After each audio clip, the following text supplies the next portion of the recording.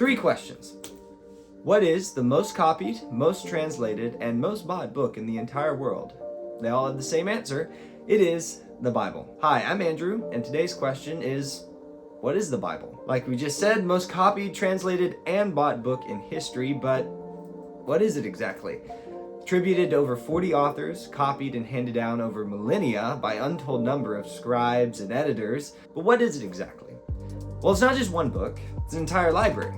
If you open up any Christian Bible today, you'll see that it has a compilation of 66 books, and the Christian Bible is divided into 2 halves. There's the Old Testament and the New Testament. Within those 2 halves and 66 books, there's 45% of the Bible that is narrative, 33% that is poetry, and 25% that is more expository writing. And if you look at the very first page of any Bible that you open up, the first 3 words are "in the beginning." And then if you turn to the very end of your Bible, to the last book, the book of the Revelation of John, you go to the very last chapter, chapter 22, and you look at verse 5, it's the very conclusion of his book.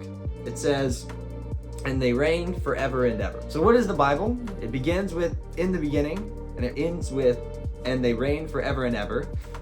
What kind of books are like that? Stories. The Bible is a story. So if it's a story, what's that story about? Well, in that first half that we talked about a second ago, the Old Covenant, the Old Testament, as it's called in your Bible, that tells the story about how God selected this particular family, the family of Abraham, and was working with them to bring about his blessing into the world. And then it just continued to tell us over and over how that family failed. And if you just had the Old Covenant, it's a story that doesn't have a proper ending. It's missing the hero. It's missing the one that can actually do what it was made to do. And that's where you turn the page into the New Testament, and you read a story about a man named Jesus. And he claims that in him, the law and the prophets, that is the entire story of the Old Testament, is being fulfilled. And by fulfilled, that means he's making it do what it's supposed to do. He is that hero. He is that one that's going to be the completion of the story. And so then Jesus goes about his life and his ministry in the New Testament. That's recorded in the 4 Gospels. And eventually, his life ends. And even though he went about trying to bring about God's blessing in the world, and he was that hero that was to come, he was killed for what he was teaching, what he was doing, because he challenged those who were in power at the time and appeared as a threat to them.